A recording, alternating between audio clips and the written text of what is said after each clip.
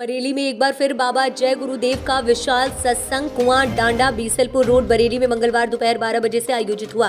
गुरु महाराज की कृपा से भंडारा प्रसाद वितरण का कार्यक्रम किया गया। जय गुरुदेव जय सदगुरु श्री दयाल बाबा जी।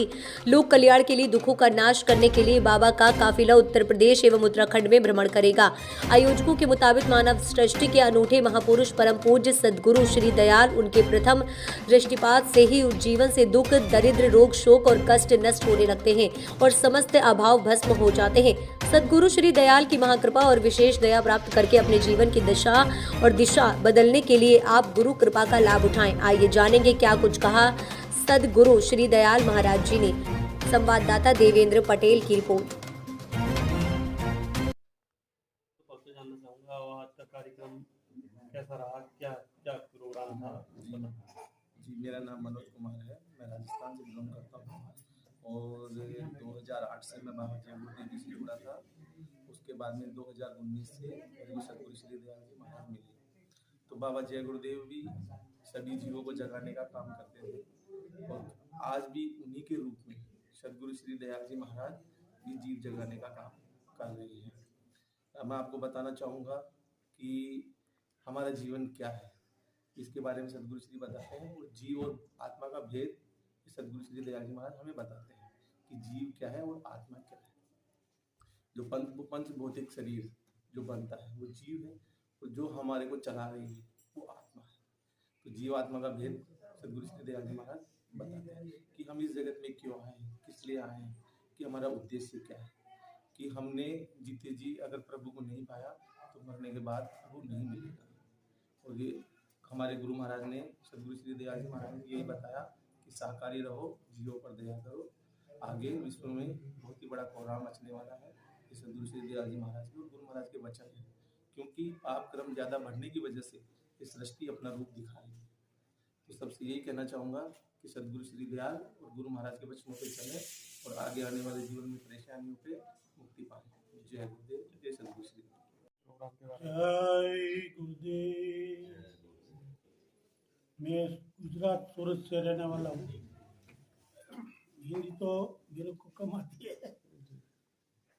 तो मैं गुरु जी के साथ 5 साल से जुड़ा हुआ हूँ और बाबा जी का 1984 में मैंने नामदान लिया था जय गुरुदेव से। और बाबा जी का आदेश है अभी के शाकाहारी रहने का और सबको मांस मच्छी अंडा खाने का वो बंद कर देने का बोला है। तो सदगुरु के साथ मैं जुड़ा हुआ हूँ। वो गांव-गांव जाके हर गली गली जाके समझाते हैं।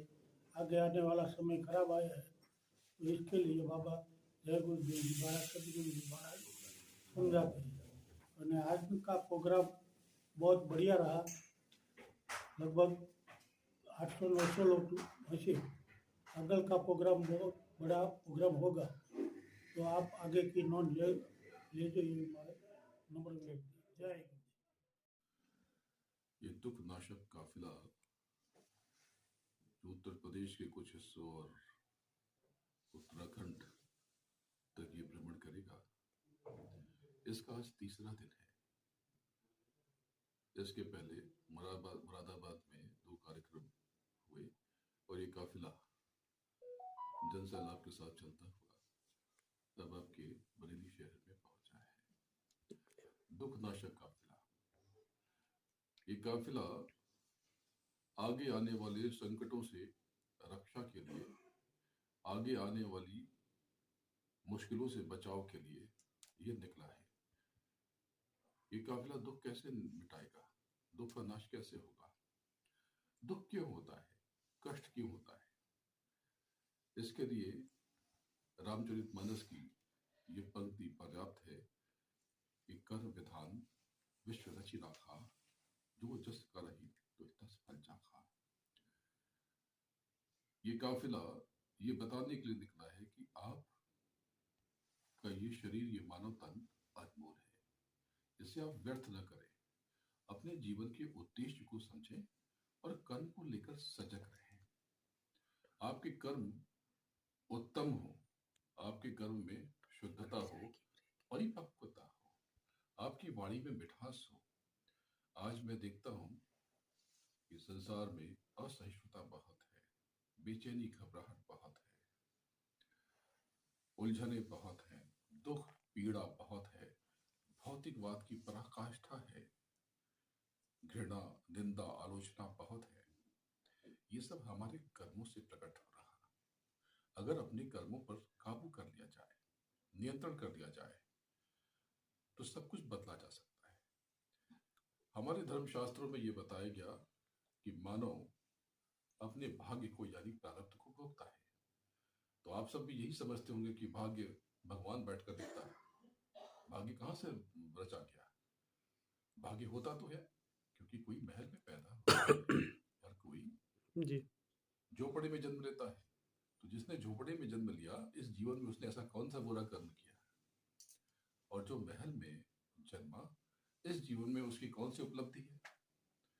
भारतीय दर्शन ये बताता है कि मानव को अपने पिछले हर कर्म अनंतों जन्मों तक भोगने पड़ते हैं। आप माने या ना माने, लेकिन कहीं ना कहीं बात ठीक प्रतीत होती तो है।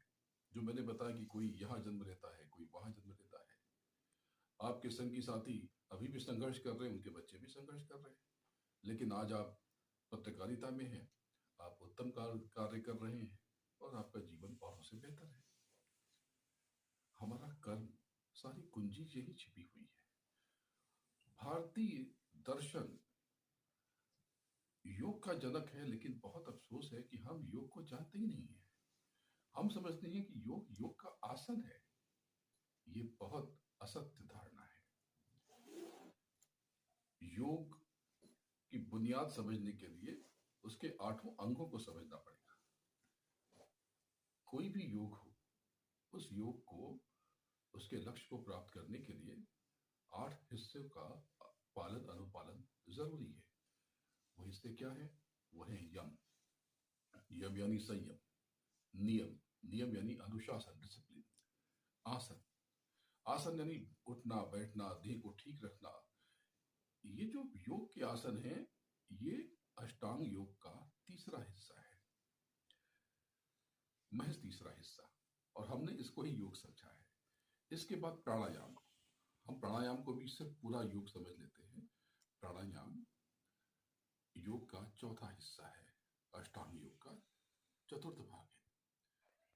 यम नियम आसन। जय गुरुदेव नाम किसका प्रभु, प्रभु का पावन नाम जय गुरुदेव। गुरु महाराज आएंगे, चौथा यज्ञ कराएंगे। गुरु महाराज थे, गुरु महाराज हैं, गुरु महाराज रहेंगे। आज मैं मालिक के बारे में बताते हुए हर्ष हो रहा है कि भारत के महान संत बाबा जय गुरुदेव जी महाराज ने अपने जीवन काल में बड़ा ही लोगों का उद्धार किया और मालिक ने धर्म कर्म मानवता इंसानियत प्रेम के रास्ते पे चलना सिखाया। दुनिया के लोगों को संदेश दिया, मेरी 2 बात को माने, एक शाकाहारी हो जाओ, एक किसी बुद्धि नाशक चीज का प्रयोग मत करो जिससे बुद्धि पागल हो जाती है, और जो तुम बना सकते हो उसे तुम्हें बिगाड़ने का हक है, लेकिन जो तुम बना नहीं सकते हो उसे तुम्हें बिगाड़ने का हक नहीं। नरक भी है, स्वर्ग भी है। मालिक ने आपको पूरा अधिकार दे करके इस धरती के ऊपर जन्म दिया है और आपको कहा है आप अपनी इच्छा अनुसार जो चाहो वो कर लो, लेकिन जब जब होता पाप जमी पर, जब पाप अधिक बढ़ जाता है, नर तन का बाना धारण कर स्वयं प्रभु उतर कर आता है। कभी राम वो बन कर ही आया, मर्यादा दिखलाया था, कभी कृष्ण वो बन कर ही आया, धर्म का नींव जमाया था, कभी मोहम्मद बन कर ही आया मक्का और मदीने में, कभी गुरु नानक बन कर ही आया मंत्र दान बतलाया था, कभी कबीर बन कर ही आया सूरत शब्द पर खाया था, कभी बुद्ध बन शुद्ध किया दुनिया में त्याग कराया था। कलयुग में लिखा है। इसी तरह इस कलयुग में अकलंकी रूप में आऊंगा। अवतार 2 प्रकार के, एक कलंकी दूसरा अकलंकी। राम ने रावण को मार दिया, कलंक लग गया। किसने कंस को मारा, कलंक लग गया। लेकिन आज तो घर घर में रावण, घर घर में कंस बैठे हुए हैं। कैसे राम राज आएगा, कैसे किस राज आएगा?